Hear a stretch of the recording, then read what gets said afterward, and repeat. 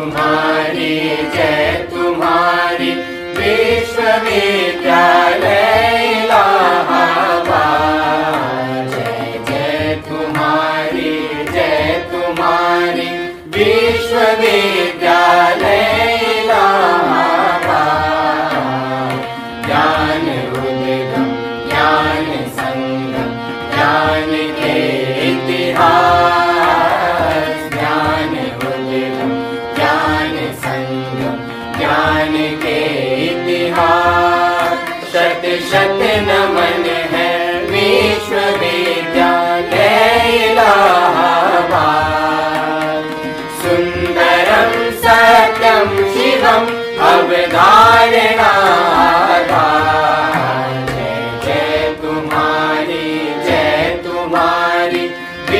विश्वविद्यालय इलाहाबाद। जय तुम्हारी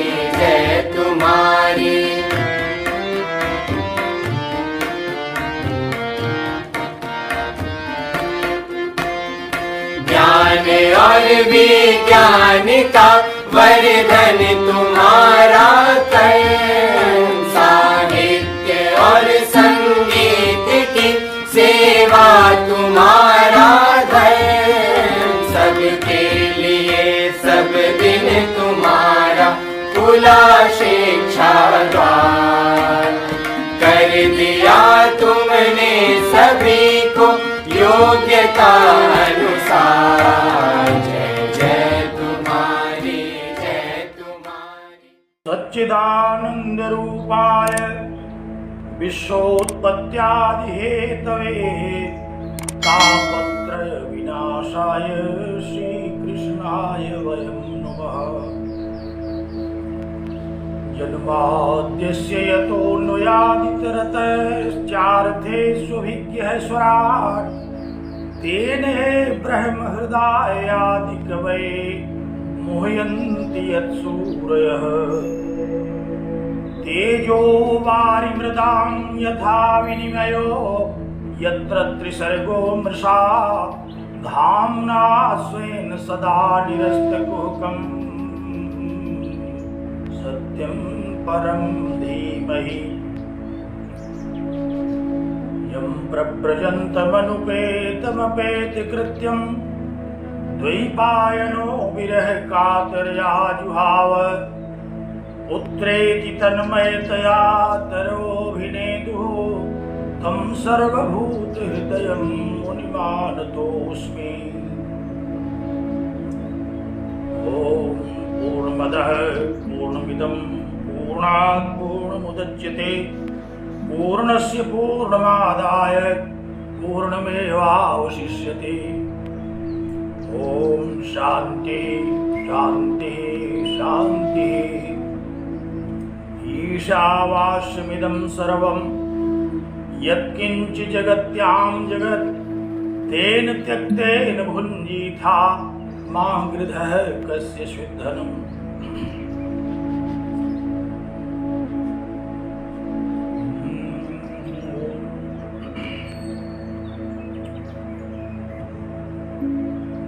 जगत विश्व इलाहाबाद विश्वविद्यालय प्रयागराज के स्नातक परास्नातक और शोध संवर्ग के प्रिय तेजस्वी छात्रों और छात्राओं,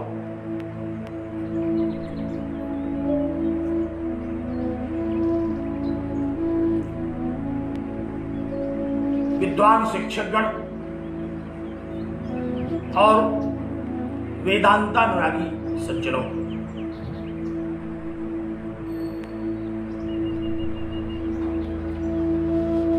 हम लोग प्रस्थानत्रयी में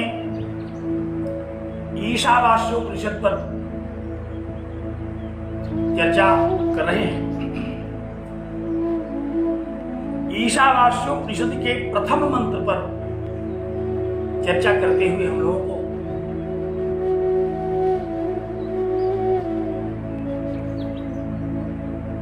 कई दिन हो गए। त्रिविध दुखों को नष्ट करने वाला यह महनीय शास्त्र आप सब लोगों को आनंद मंगल करे।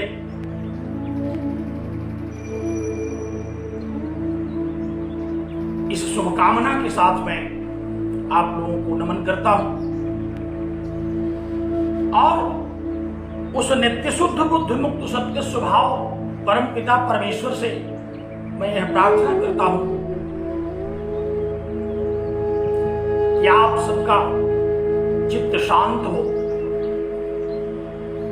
बुद्धि एकाग्र हो, बुद्धि कुशाग्र हो और आप ईशावास्योपनिषद जैसे महनीय शास्त्र को अधिगत करने में क्षम हो।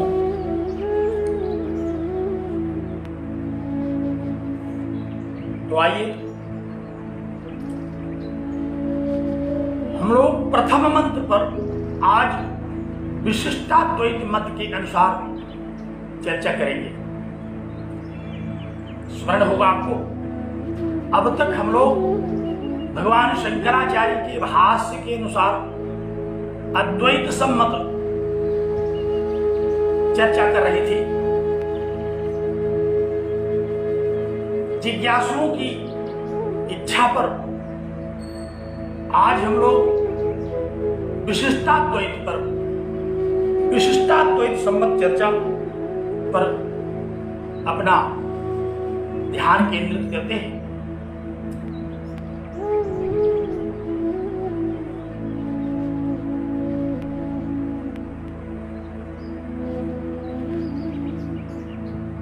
सबसे पहले तो विशिष्टाद्वैत कहते किसको हैं, अति संक्षेप में मैं आप सबको अवगत कराने की चेष्टा करूं।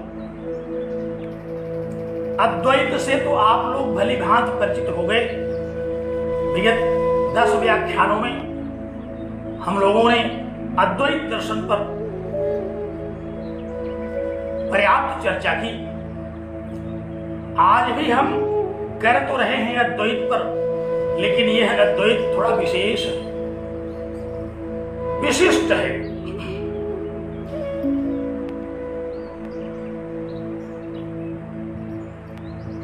तो मंगलाचरण पर एक बार पुनः ध्यान एकाग्र करें। ओम पूर्णमदः पूर्णमिदं पूर्णात् पूर्णमुदच्यते पूर्णस्य पूर्णमादाय पूर्णमेवावशिष्यते। आचार्यों का मंतव्य उस परम पिता परमेश्वर का स्मरण करने से है। आपको स्मरण होगा, यह जो शांति पाठ है, यह जो मंगलाचरण है, यह बृहदारण्यक उपनिषद की एक श्रुति है, एक मंत्र है। और इस मंत्र में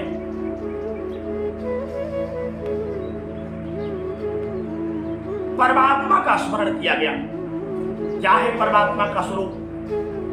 अब तक सुनी हुई समग्र बातों को थोड़ा सा आप अलग रखें।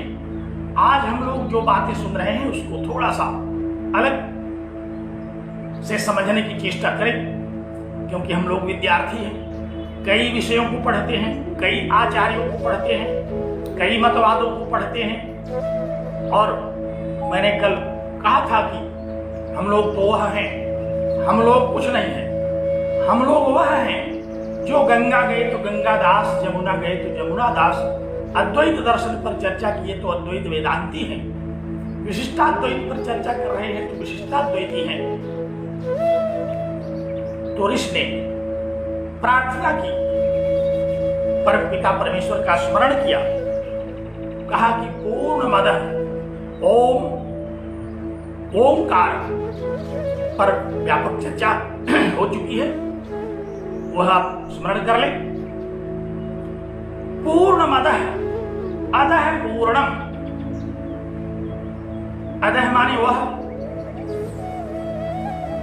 गोलोकवासी, साकेत लोकवासी परम पिता परमेश्वर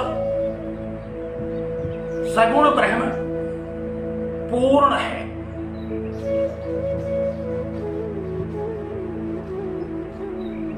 पूर्णमदः से क्या तात्पर्य, ऋषि का क्या अभिप्राय है? कहते हैं कि अदः पूर्णम, वह जो गोलोकवासी सगुण ब्रह्म परमात्मा है, इस जगत का जो कारण है, इस जगत में जो व्याप्त है, नित्य शुद्ध बुद्ध मुक्त सत्य स्वभाव निर्गुण निराकार है, वह पूर्ण है।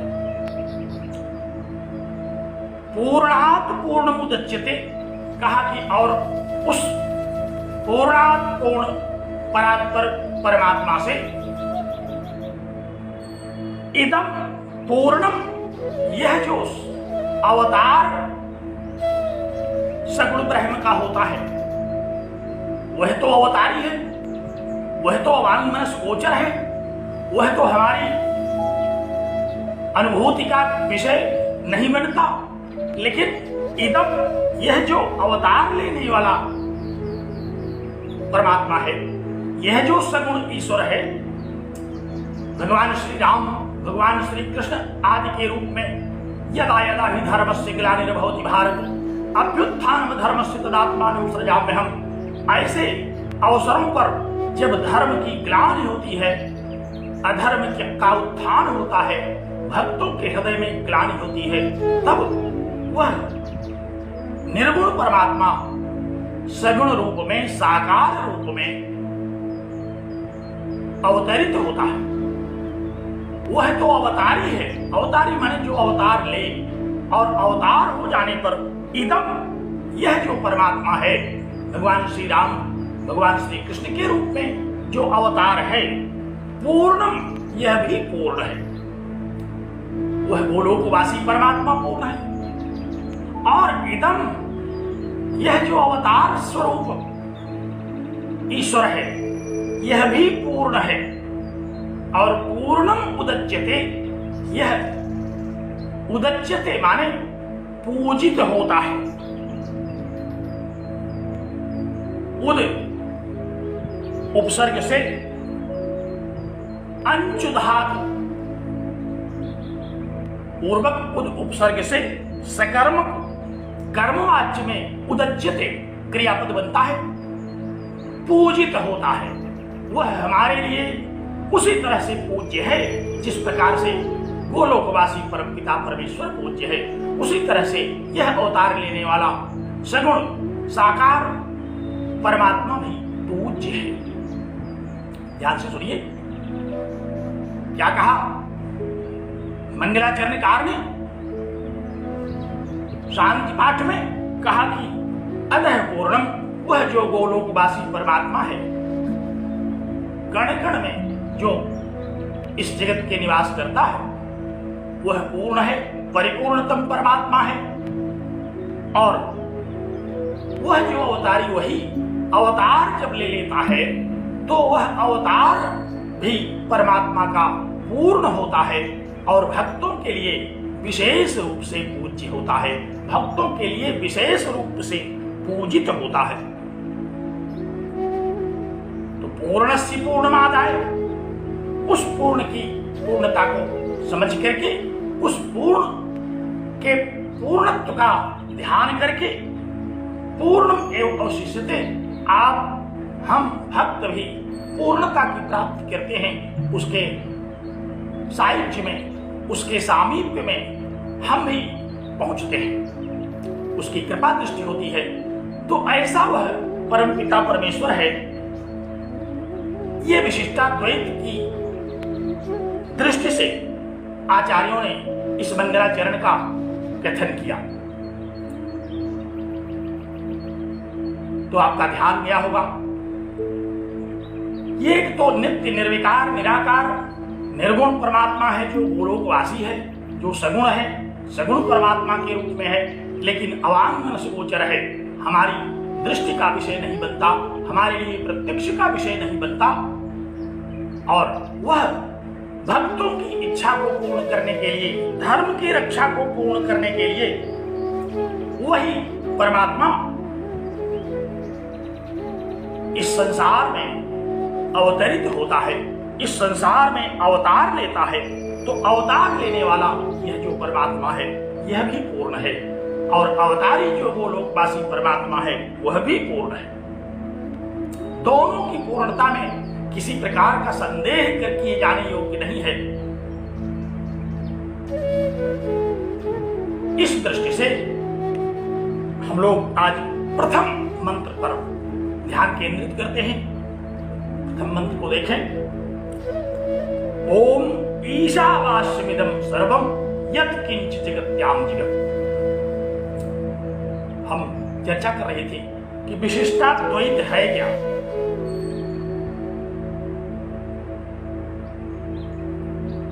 ध्यान से थोड़ा सा हम लोग श्रवण करें।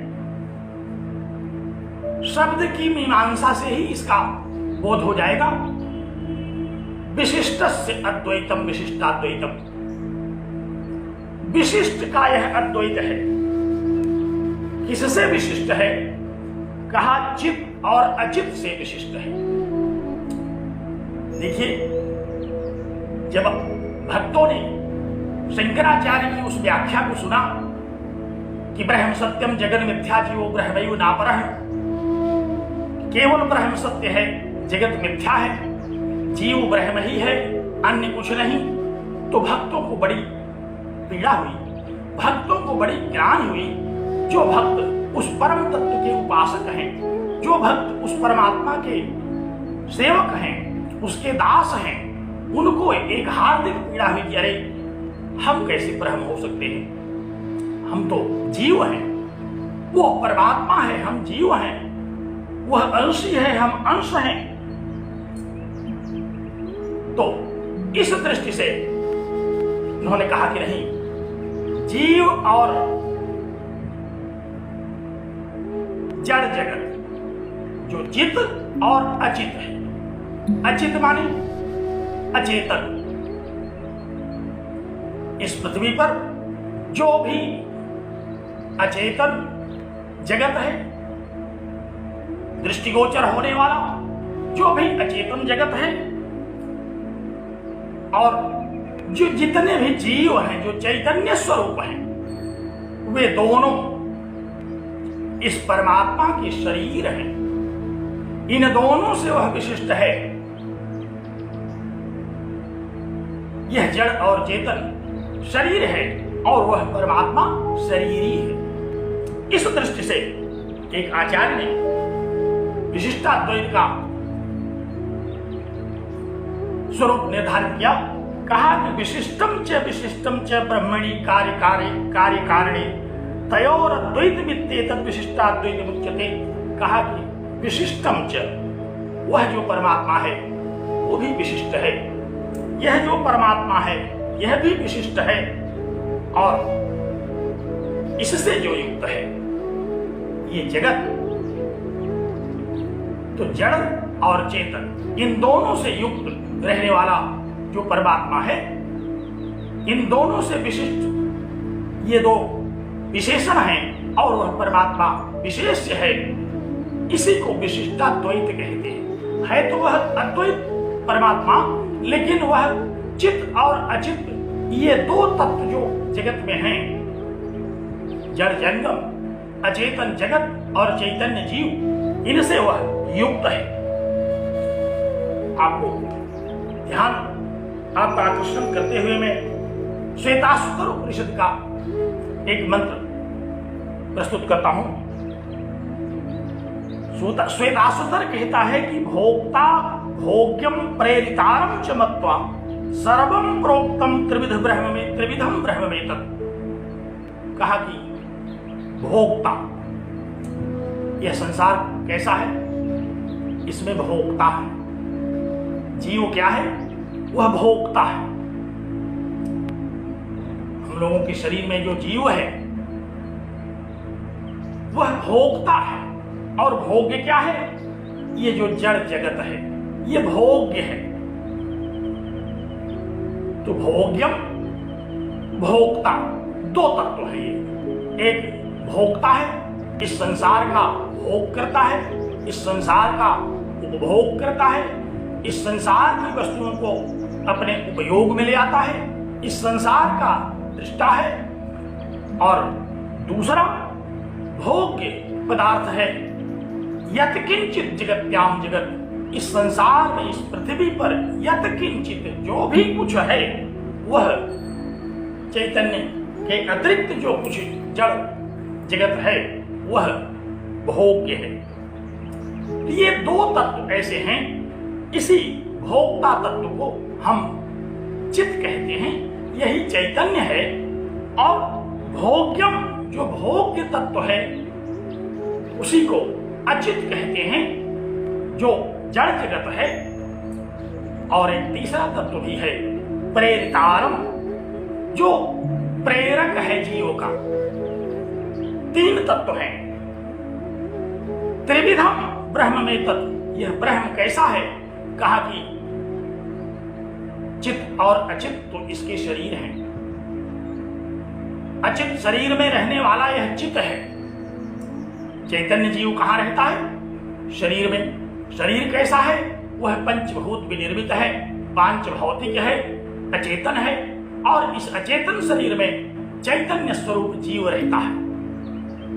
तो जीव तो शरीर में रहता है, और ये जो प्रेरिता है, ये जो नियंता है, ये जो नियामक तत्व है इसका, ये उस जीव के भी आभ्यंतर रहता है। तो त्रिविधम ये तीन तत्व हैं, चित्त तत्व, अचित तत्व। और चित्त तथा अचित तत्व से विशिष्ट वह जो ब्रह्म तत्व है, ईश्वर तत्व है, प्रेरिता जो है, नियामक तत्व जो है, ऐसा ब्रह्म का स्वरूप कहा गया। अभी तक हम लोगों ने अद्वैत वेदांत की दृष्टि से क्या सुना था? सुना था कि जगत मिथ्या, जगत प्रतिभास है। लेकिन यहां हम क्या सुन रहे हैं? यहां जब नित्य शुद्ध बुद्ध सत्य स्वभाव परमात्मा है, तो उसका शरीर भी नित्य शुद्ध बुद्ध स्वभाव है, तो वह भी सत्य है। सत्य परमात्मा का शरीर भी सत्य है। यहां कुछ मिथ्या नहीं है। यहां चित्त तत्व, जो चैतन्य तत्व, जो जीव तत्व हैं, अनेक हैं। हमने कभी आपका ध्यान आकृष्ट करते हुए बताया था, जैसे सांख्य दर्शन में बहुत पुरुषों की बात कही गई, तो उस पुरुष बहुत्व की जो अवधारणा है वह यहां भी हम लोग ग्रहण कर लेते हैं। यहां भी अनेक चैतन्य जीव हैं। तो ऐसा चित्त तत्व, अनेक जीवों वाला यह जो जगत है, और ये जो जड़ जगत है, हमारी दृष्टि का विषय बनने वाला, ये दो तत्व उसके शरीर हैं, और वह शरीर ही है। ध्यान से एक बार पुनः सुनिए, विशिष्टाद्वैत क्या है? ये जो दो तत्व हैं, चित्त और अचित, चित्त माने चैतन्य जीव और अचित माने जड़ जगत, इस दो तत्वों से विशिष्ट वह अद्वैत तत्व, परम तत्व, परमात्मा स्वरूप जो तत्व है, वह इन दोनों से विशिष्ट है। इस दृष्टि से अब हम लोग इस मंत्र की व्याख्या करते हैं। तो क्या कहा मंत्र में? ऋषि ने कहा कि ईशावास्यमिदं सर्वम यत्किंच जगत्याम जगत। कहा कि इदम सर्वम जगत, यह सारा जो जड़ चेतन जगत है, ईशावास्यम वह उस परमात्मा से, उस परमेश्वर से आवास्य है। ये जगत उसका आवास है। ईशेन आवास्यम इति ईशावास्यम। विशिष्टाद्वैत के आचार्यों ने ईशावास्य शब्द का तात्पर्य निर्धारित किया। कहा कि ईशेन माने उस परमात्मा के द्वारा आवास्य, रहने योग्य, अर्थात यह उसका आवास है। इस संसार रूपी आवास में वह रहता है। किस संसार रूपी आवास में? जो जड़ और चेतन स्वरूप है। तो जड़ और चेतन, जैसे जीव का आवास क्या है? जीव का आवास यह शरीर है। हम लोगों का जो शरीर है वह जीव का आवास है। जीव इसमें रहता है। जीव के रहने के लिए यह आवास बनाया गया है। उसी तरह से जो परमात्मा है, जो ईश्वर है, उसका शरीर क्या है? उसका शरीर है ये जड़ और चेतन जो जगत है। ईशावास्य इदम सर्वम। इदम सर्वम यह जो पृथ्वी पर सब कुछ चैतन्य और जड़ जगत दिखाई पड़ रहा है वह उस परमात्मा का शरीर है।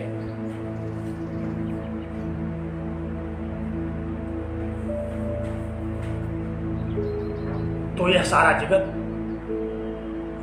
उस ईश्वर से आवास्य है। वह ईश्वर इस जगत को व्याप्त करके रहता है। इसको इस तरह से हम लोग समझें कि जो हमारा अभीष्ट देव है वह इस जगत में कण कण में व्याप्त है। विशिष्टाद्वैत के परम मनीषी श्री गोस्वामी तुलसीदास जी ने इसी को हिंदी में बहुत बढ़िया समझाया। उन्होंने कहा कि सी राम मैं सब जग जानी, करहूं प्रणाम जोर जू पानी। उन्होंने इस समग्र जगत को सीताराममय कहा। समग्र जगत को उन्होंने सीताराम से आच्छादित देखा। सीताराम ही इस समग्र जगत में, इस जीव में, प्रत्येक जीव में और जड़ जगत के प्रत्येक तत्व में, कण कण में वह ईश्वर ही व्याप्त है। तो क्या अवधारणा हुई कि वह जो परमेश्वर है, वह जो ईश्वर है, वह इस संसार के कण कण में व्याप्त है। इसी तरह से अपने इष्ट देव के रूप में, अभीष्ट में के रूप में यदि कोई किसी को भी देखे, किसी भी धर्म के अनुयायी के लिए यह कह दिया गया, कोई महावीर को देखे, कोई भगवान बुद्ध को देखे, कोई भगवान श्री कृष्ण को देखे, कोई देवी को देखे, कोई शिव को देखे, सब सर्वम देवीमयम जगत। हम लोग जब देवी की उपासना करते हैं तो क्या कहते हैं कि यह देवीमय है जगत। जब शैव उपासना करता है तो वह क्या कहता है? कालिदास ने अभिज्ञान शाकुंतल में भगवान शिव की उपासना करते हुए क्या कहा? क्या सृष्टि सृष्टुराद्यावहति विधिहुतम या हविर्या चहोत्री। उनको प्रत्येक तत्व में शिव दिखाई पड़ा। तो प्रत्येक तत्व में जो शिव तत्व का उपासक है उसको शिव तत्व दिखाई पड़ता है। जो भगवान श्री सीताराम का उपासक है उसको श्री सीताराम दिखाई पड़ते हैं। भगवान श्री कृष्ण का जो उपासक है उसको श्री कृष्ण प्रत्येक कण कण में व्याप्त दिखाई पड़ते हैं। वह अत्र तत्र सर्वत्र है, सर्वव्यापी है। इस बात को इस मंत्र ने सुस्पष्ट किया। कहा कि ईशावास्यमिदं सर्वम यत्किंच जगत्याम जगत। इस संसार में जो भी जड़ चेतन है उसको वह परमात्मा, वह ईश्वर व्याप्त किए हुए है। वह उसमें रहता है, कण कण वासी है। और इस रूप में हम ईश्वर को देखते हैं। यह जगत सत्य है, जीव सत्य है।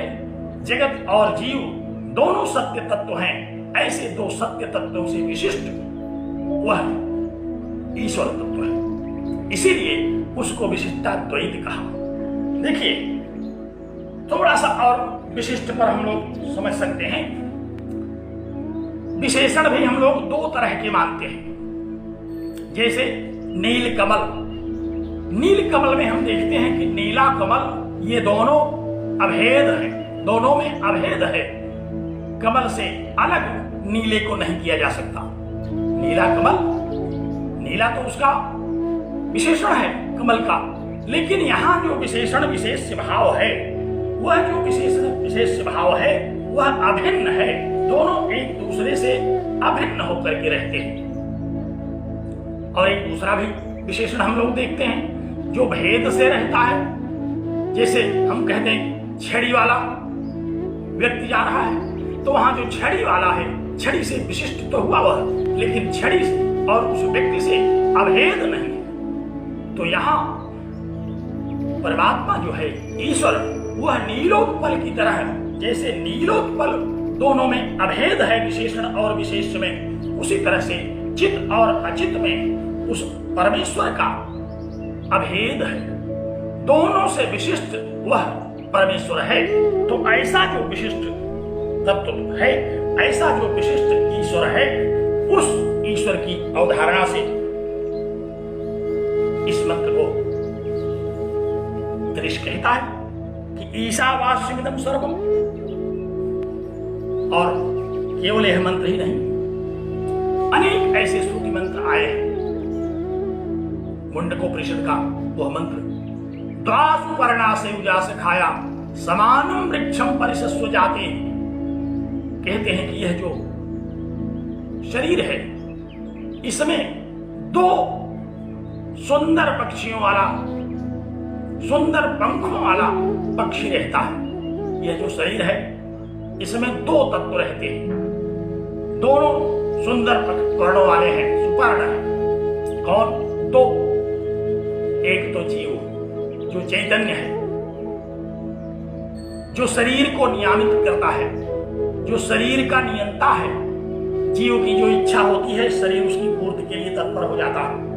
हमारी इच्छा हुई कि हम लोग चल करके अध्ययन करें, शरीर चल गया, लग गया अध्ययन। तो इस पांच भौतिक अचेतन शरीर में चैतन्य जीव रहता है, जो इसका नियामक है, जो इसका नियंता है। और इस जीव का नियंता भी इसी में रहता है। जो वह परमात्मा है, जो वह ईश्वर है, जो वह चैतन्य तत्व है, जीव को भी नियमित करता है। जीव की जब कोई कर्म करने की इच्छा होती है तो एक तत्व इसमें और है, वह कहता है कि भाई देखो ये काम तो करना ठीक नहीं है, ये कार्य तो उचित नहीं है, ये कार्य तो अविवेकपूर्ण है, इसको मत करो। लेकिन वह जो जीव है चैतन्य, वह शरीर का वशीभूत चैतन्य जीव, वह अपने काम क्रोध लोभ मोह मद मत्सर से प्रभावित जीव जब नहीं मानता, उस कर्म को कर लेता है, तो फिर वह कर्म फल के सिद्धांत के अनुसार उस कर्मों के फल को भोगने लगता है। लेकिन चैतन्यों का भी वह चैतन्य जो परम तत्व है, उसने एक बार जीव को जरूर सावधान किया। उसने कहा कि ऐसा मत करो। तो दो सुपर्ण है इस संसार में, एक चैतन्य जीव और एक वह परम तत्व परमेश्वर। तो परम तत्व परमेश्वर जो जीवों का भी जीव है और अचेतन का जो जीव है चैतन्य, ये तीन तत्व हैं। त्रिविधम ब्रह्म में तत्, शरीर के ये त्रिविध स्वरूप हैं। शरीर का यह त्रिविध स्वरूप कहा गया। तो कहते हैं कि द्वासुपर्णा से सिखाया समानम वृक्षम, एक ही वृक्ष पर दोनों पक्षी बैठे हुए हैं। तयोरन्य पिप्पलम स्वादवत, एक तो उसमें जो जीव है वह शरीर रूपी वृक्ष के फलों का आस्वादन करता है, और अन्य है जो दूसरा चैतन्य तत्व है, वह दृष्टा है, वह नियंता है, नियामक तत्व है, वह नियंत्रित करने की चेष्टा कर देता है।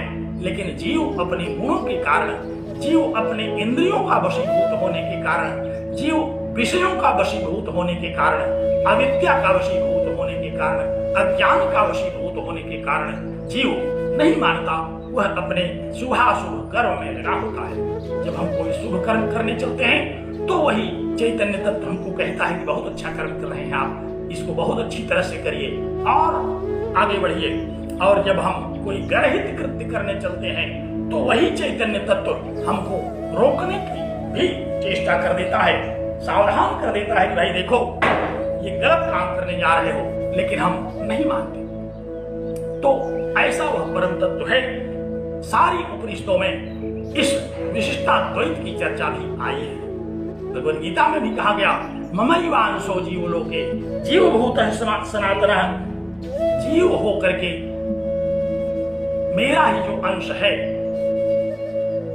वह इस पृथ्वी पर है, इस शरीर में है। ममैवांशो जीवलोके जीवभूतः सनातनः, मुझ सनातन का अंश यह जो जीव है। भगवद गीता कहती है कि मैं ही समस्त जीवों के हृदय में रहता हूं। ईश्वर सर्वभूतानां हृदय से तिष्ठति, ईश्वर सारे जीवों के हृदय में रहता है। हृदय शब्द बड़ा महत्वपूर्ण शब्द है। हृदय का निर्वचन करते हुए निरुक्तकार ने जब कहा कहा कि हृदय आयम परमात्मा, यह परमात्मा जहां रहे वही हृदयम है। तो हृदय में रहता है परमात्मा, सभी प्राणियों के हृदय में रहता है। अगर किसी के पास हृदय नहीं होगा तो फिर नहीं रहता होगा। तो क्या ऐसा कोई प्राणी है जिसके पास हृदय नहीं, वह अपने हृदय की अनुभूति न करता हो, वह अपने हृदय का अनुभव न करता हो। हृदय की बात हम लोग कहते हैं ना कि हृदय की बात मानो, तो हृदय की बात कौन कह रहा है? हृदयस्थ जो वह परमात्मा है वह कह रहा है। तो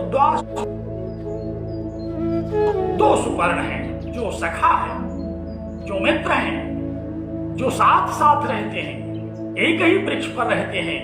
एक तो उस वृक्ष के फलों का भोग करता है, उस वृक्ष के फलों के रसों का रसास्वादन करता है, और दूसरा केवल दृष्टा मात्र है, केवल वह देखता रहता है। तो यह जो विशिष्टाद्वैत दर्शन है, इस विशिष्टाद्वैत दर्शन के अनुसार इस मंत्र की व्याख्या आचार्यों ने की। क्या कहा? ईशावास्यमिदं सर्वम, इदं सर्वम जगत, यह जो जड़ चेतन जगत है इसमें वह परमात्मा व्याप्त रहता है, वह परमात्मा सर्वत्र रहता है, वही परमात्मा इस जगत को व्याप्त किए हुए है। अब यहां एक बात थोड़ा सा और मैं आपका ध्यान आकृष्ट करूं। जब मैं अपने लिए कहता हूं कि मैं बड़ा दुबला होता जा रहा हूं, कोई कहता है मैं बड़ा मोटा होता जा रहा हूं, तो यहां मैं शब्द का क्या शब्दार्थ हुआ? यहां मैं शब्द का शब्दार्थ हुआ शरीर। यहां मैं से जो अचित तत्व है उसका हम बोध करते हैं। और जब हम कहते हैं कि मैं बड़ा दुखी हूं, मैं बड़ा आनंदित हूं, तो वहां मैं शब्द के द्वारा हम उस चैतन्य जीव की चर्चा करते हैं। तो मैं शब्द के द्वारा हम इस जड़ जगत को भी ग्रहण कर लेते हैं और इस चैतन्य जीव को भी ग्रहण करते हैं। और इन दोनों का जो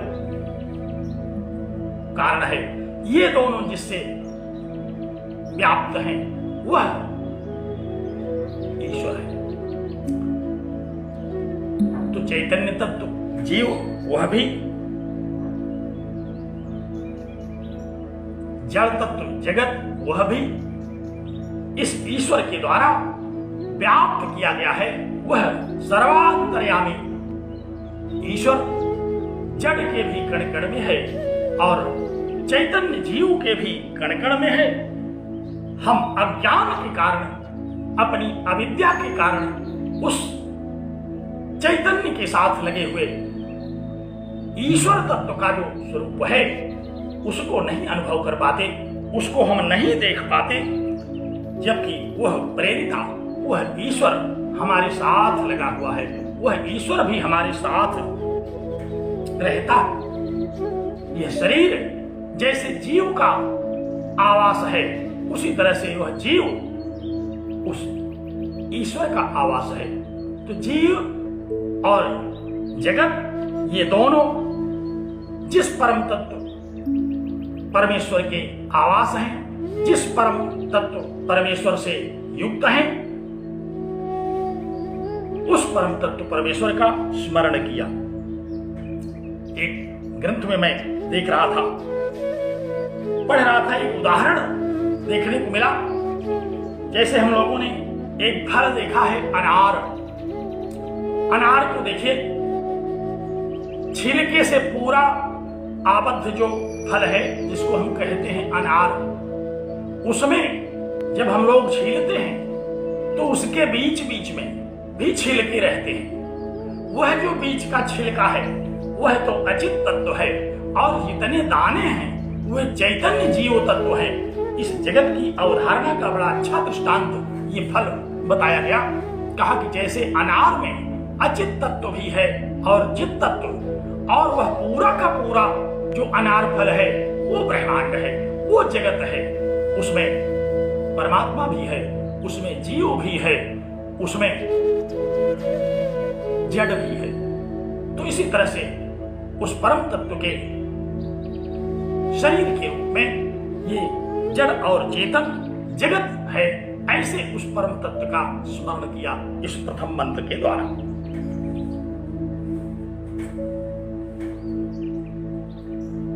तो प्रथम पंक्ति पर हम लोगों ने एक सामान्य चर्चा की।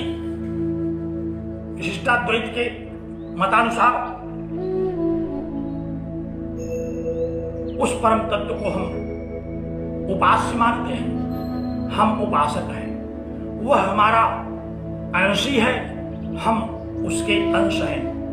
वह हमारा स्वामी है, हम उसके सेवक हैं। यहां दास्य भाव है, ऐसा यह सिद्धांत है।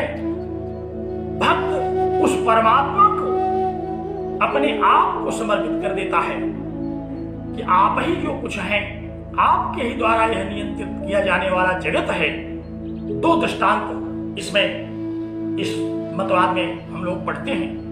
एक तो मार्जार सावक न्याय, जो भी भक्त हैं वे मार्जार माने बिल्ली, जैसे बिल्ली का बच्चा है वह बिल्ली को कस करके नहीं पकड़ता, बल्कि बिल्ली उसको अपने मुंह में रखती है।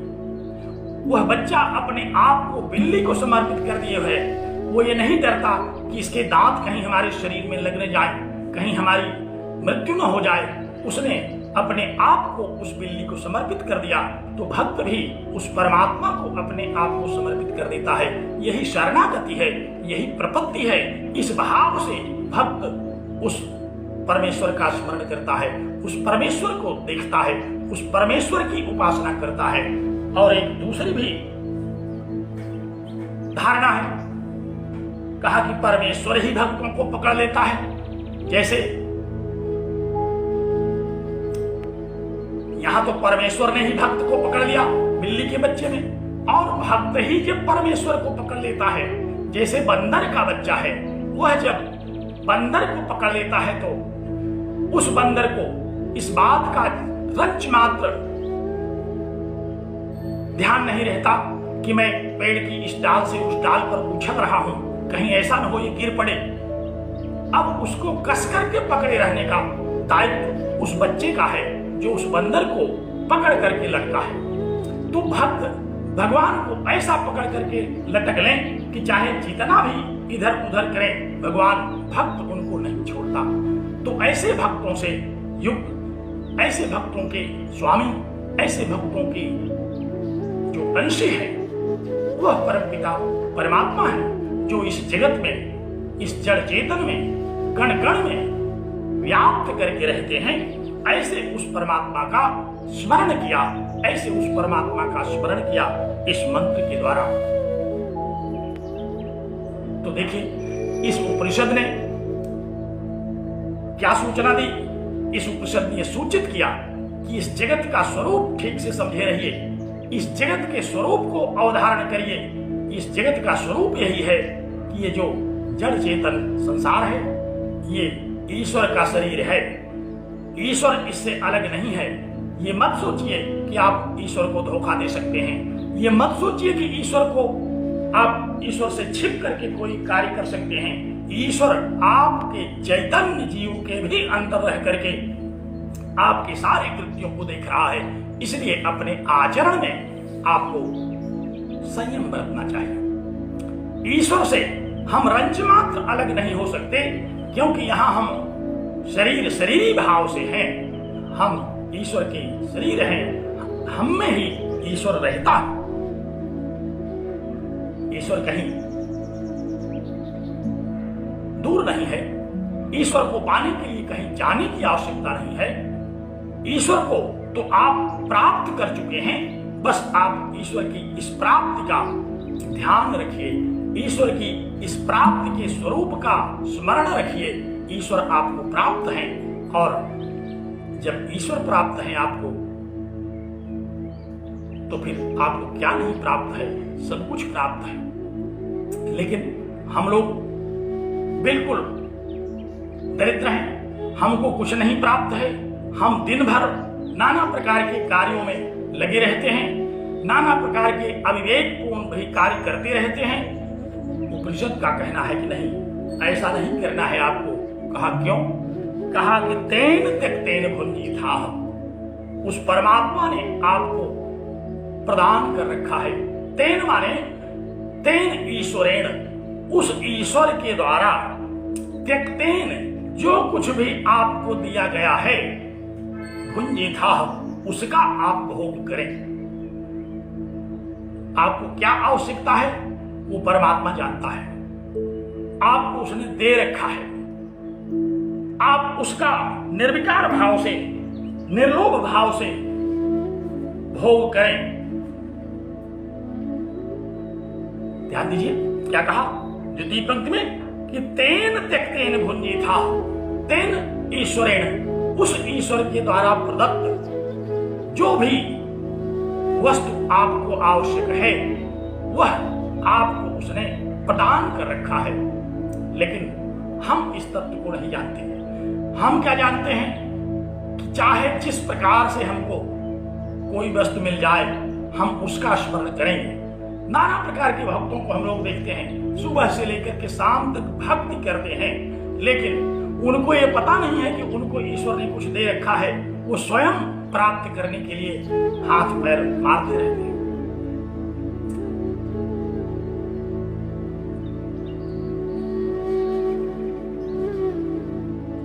एक बात और स्मरण रखने की है यहाँ।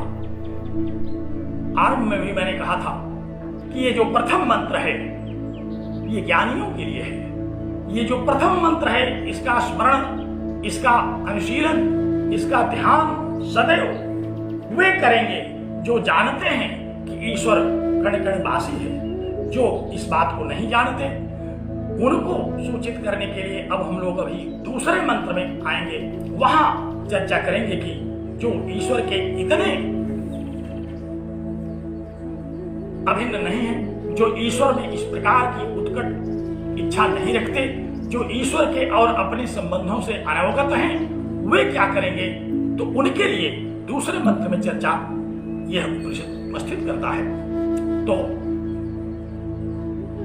तेन त्यक्तेन भुंजीथा, कहा कि उस ईश्वर के द्वारा, उस ईश्वर के द्वारा जो प्रदत्त किया गया उसको आप ग्रहण करें, उसको ईश्वर का प्रसाद मान करके ग्रहण करें। भक्त क्या ग्रहण करता है? प्रसाद। और प्रसाद आपने कभी ये ना देखा होगा कि प्रसाद को किसी ने संग्रहित करके रख लिया है कि चलिए 1-2 महीने इसका उपभोग किया जाएगा। प्रसाद तो प्रसाद की ही तरह होता है। तो वह परमात्मा जो भी कुछ त्याग करके दे देता है, जो भी कुछ आपको प्रदान कर देता है, उसके द्वारा जो दिया गया है। एक तात्पर्य इसका ये भी आचार्य लोग लगाते हैं कि त्यक्तेन भुंजीथा, उसका आप त्याग पूर्वक, विवेक पूर्वक, वैराग्य पूर्वक, संन्यास पूर्वक उपभोग करें। तो ईशावास्यमिदं सर्वम, परमात्मा से यह समग्र जड़ चेतन जगत व्याप्त है और उसी के द्वारा जो कुछ प्रदान किया गया है, जो कुछ आपको दिया गया है, भक्ति भाव से प्रसाद मान करके उस वस्तु का आप ग्रहण करें। आप ये न सोचें कि आप कहीं से हाथ मार लेंगे तो वह देख नहीं पाएगा। वह तो देख ही रहा है। वह तो आपके जीव के भी भीतर स्थित है। वह तो आपको निरंतर चैतन्य कर रहा है। वह तो चैतन्य का भी चैतन्य करने वाला तत्व है। आप उससे अलग नहीं हो सकते। इसलिए उपनिषदकार आपको सूचित कर रहे हैं कि तेन त्यक्तेन भुंजीथा, आप उसके द्वारा प्रदत्त जो भी कुछ है उसी का भोग करें। वही आपके लिए पर्याप्त है। आप उसी को पर्याप्त समझें। लेकिन जो अविवेकी हैं, जो अज्ञानी हैं, वो क्या करते हैं? वो ईश्वर के इस स्वरूप को, इस वेदांत के इस सूचना को, इस संदेश को ग्रहण नहीं करते। सुबह से शाम तक बहुत सारे तो ऐसे भक्त भी हैं जो यह सोचते हैं कि हम भक्ति ही धनार्जन के लिए करते हैं। अपनी भक्ति के बदले में धन की कामना करते हैं। प्रातः काल बहुत सारे ऐसे भी लोग हैं, स्नान करके पूजा पर बैठते हैं। पूजा आसन उनका है। कई बार ऐसा सुना गया है, जब कोई उनके यहाँ पहुंचे तो कोई न कोई अनुचर यह बताता है कि पूजा पर बैठे हैं। अरे पूजा में बैठे हैं कि पूजा पर बैठे हैं, पूजा करने के लिए बैठे हैं, लेकिन वो पूजा पर ही बैठ गए। क्यों बैठ गए हैं? उनको इस बात की प्रतीक्षा है कि कोई धन दौलत लेकर के आ रहा है कि नहीं, और धन दौलत उनको जितनी भी अधिक नाजायज रूप से मिले। कई बार ऐसा कहते हुए सुना गया है, कहते हैं कि भगवान ने दिया है। भगवान ने नहीं दिया है। भगवान को तो जो देना था उन्होंने न्याय पूर्वक, शास्त्र पूर्वक, विधि पूर्वक आपको प्रदान किया है। भगवान ने जो नहीं दिया उसको भी आपने ग्रहण कर लिया है।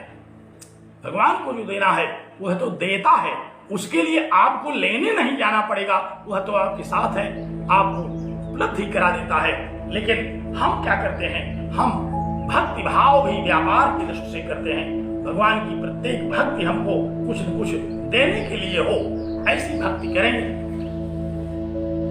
बहुत सारे ऐसे भी लोग हैं जो कहीं अनर्गल धन संपदा हजम करते हैं और भगवान की भक्ति करते हैं कि पकड़े न जाएं।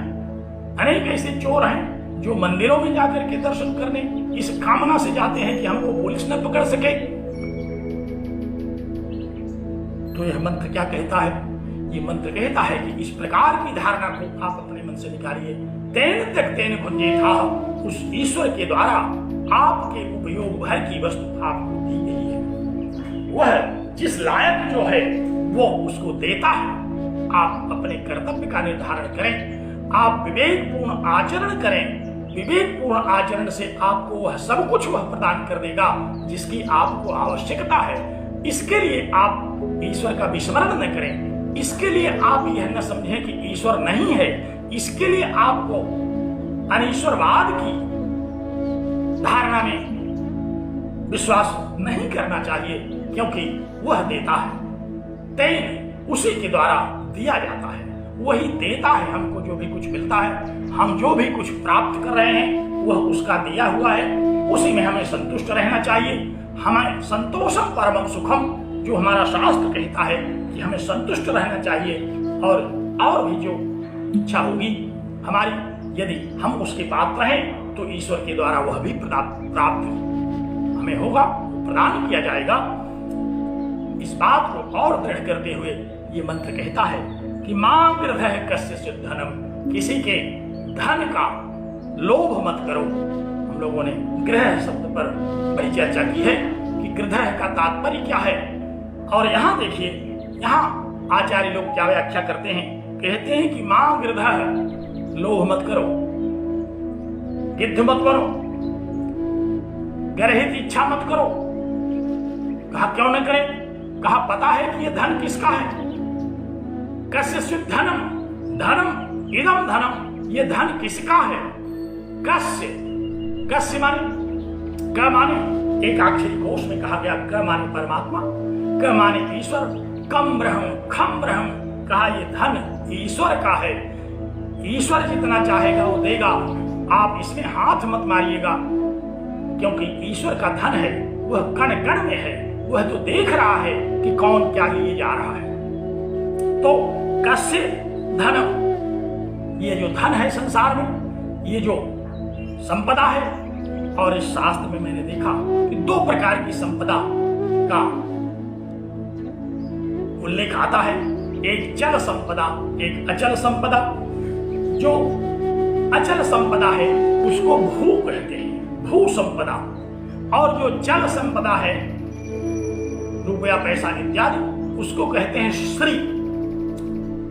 श्री और भू, ये दो संपदाएं हैं।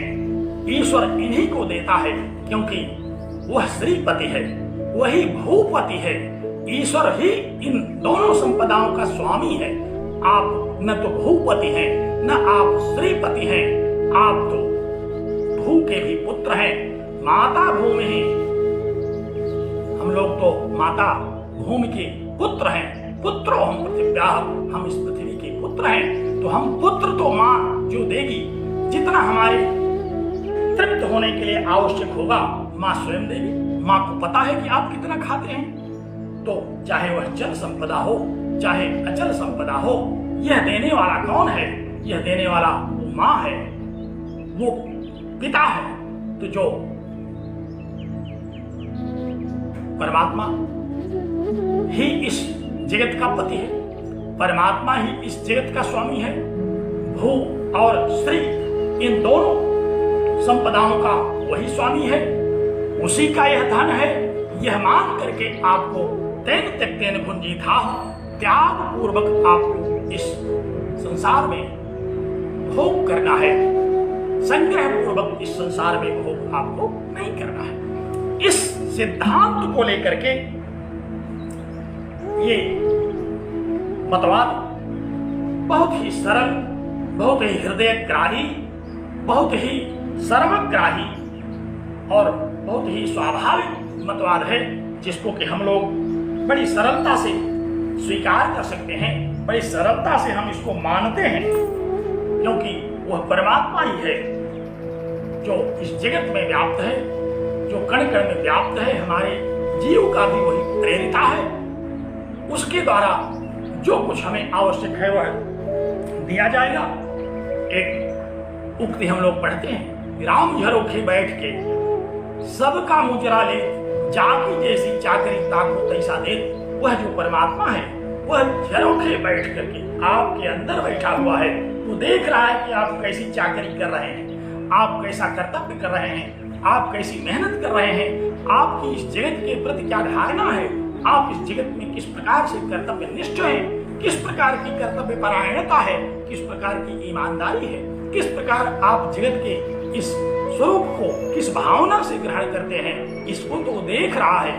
राम झरोखे में बैठा हुआ है, झरोखे से देख रहा है कि आप क्या कर रहे हैं।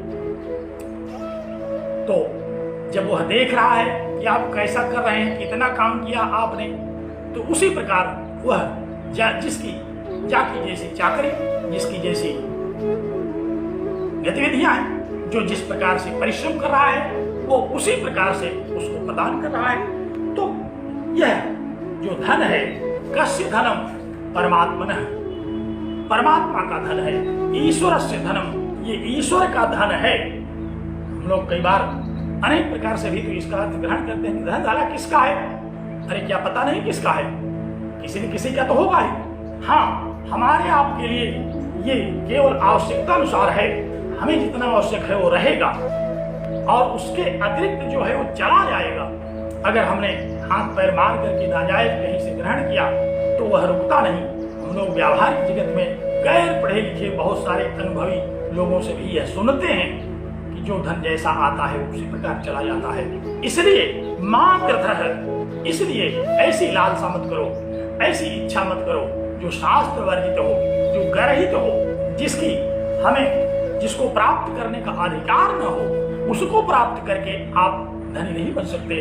आप धनपति न बने, आप श्रीपति भूपति न बने, आप पुत्र बने, तो वह परमात्मा आपको आपकी आवश्यकता अनुसार प्रदान करता है। और जो कुछ वह प्रदान करता है, आपको यदि ऐसा लगता है कि आपकी आवश्यकता उससे पूर्ति नहीं होती तो आप ही उससे मांग सकते हैं। भक्ति के द्वारा आप उसको कह सकते हैं, उससे प्रार्थना कर सकते हैं, निवेदन कर सकते हैं, लेकिन वो तो जान रहा है कि अब आप ज्यादा चाहने लगे, क्योंकि ईश्वर जो सर्वनियंता है वो तो सब कुछ जानता है, वह सबके विषय में उसकी एक धारणा है, सबको देख रहा है कि कौन कैसी चाकरी कर रहा है, कौन किस प्रकार के कर्तव्यों में लगा हुआ है। उस कर्तव्य को ध्यान में रखते हुए वह उसे प्रदान करता रहता है। देखिए, एक बात यहाँ ध्यान रखने की है, कई बार ऐसा होता है कि हम लोग बहुत परिश्रम करते हैं, दिन रात परिश्रम करते हैं, लेकिन अपने परिश्रम के अनुकूल परिणाम की प्राप्ति नहीं होती। तो अगर कोई यह कहे कि देखिए हम तो बहुत परिश्रम किए, हमको तो उसकी प्राप्ति ही नहीं हो रही है, तो परिश्रम तो आप अब कर रहे हैं, निश्चित रूप से यह परिश्रम भी आपको फल अवश्य देगा, लेकिन आपके पास जिन कर्मों का लेखा जोखा है, आपके पास जिस कर्मों का हिसाब किताब है, आप जिन कर्मों को अपने दिमाग में रख करके प्रवृत्त हो रहे हैं, आपके पास तो बहुत थोड़े से कर्म हैं, लेकिन परमात्मा वह आपके जन्म जन्मांतरों के कर्मों का हिसाब रखता है। आपके जन्म जन्मांतरों के कर्मों के अनुसार आपको फल प्रदान करता है। इसीलिए शास्त्र कहता है कर्मण्येवाधिकारस्ते, कर्म करने में तो तुम्हारा अधिकार है, लेकिन फल देने में उस परमात्मा का अधिकार है। फल वह ईश्वर देता है, फल आप अपने इच्छा अनुसार नहीं प्राप्त कर सकते। तो इस मंत्र के द्वारा हमको यह उपनिषद इस बात से सावधान करता है कि मां गृधः, लोभ मत करो, कर्म में लगे रहो, क्योंकि धन तो परमात्मा का है। वह परमात्मा आपकी आवश्यकता अनुसार आपको देगा, और जो उसने दिया है तेन त्यक्तेन भुंजीथाः, आप उसको त्याग पूर्वक, संतोष पूर्वक, विवेक पूर्वक उसका उपभोग करें। तो हम लोगों ने बड़े संक्षेप में विशिष्टाद्वैत मतवाद के इस मंत्र का तात्पर्य समझा। आज इस मंत्र को समझते हुए हम लोगों को करीब 10 दिन तो हो गए। बहुत सारे हमारे विद्यार्थी, बहुत सारे ऐसे जिज्ञासु कह रहे थे कि सर आगे बढ़ा जाए, नहीं तो एक ही मंत्र में हम लोग रह जाएंगे, क्योंकि सांकर वेदांत की दृष्टि से जितना हम लोगों ने चर्चा किया उससे कहीं अधिक चर्चा इस मतवाद के अनुसार आचार्यों ने की है। अनेक आचार्य हैं जिन्होंने कि इस मतवाद के पोषक हैं, और उन्होंने इस मंत्र का व्यापक व्याख्यान किया है, इसकी विविध प्रकार से व्याख्याएं की हैं।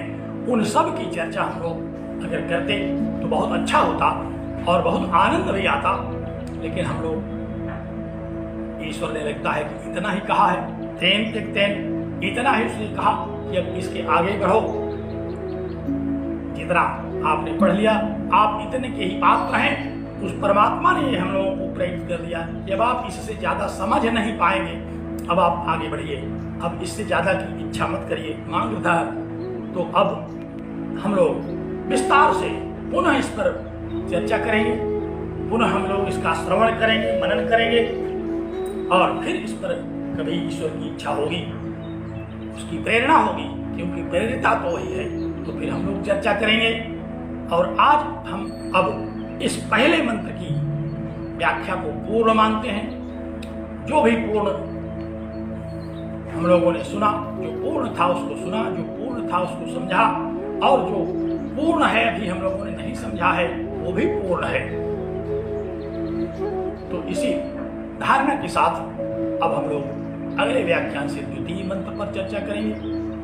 आज इस मंत्र की इतनी ही चर्चा हम करते हैं, तो आइए मंगलाचरण करें।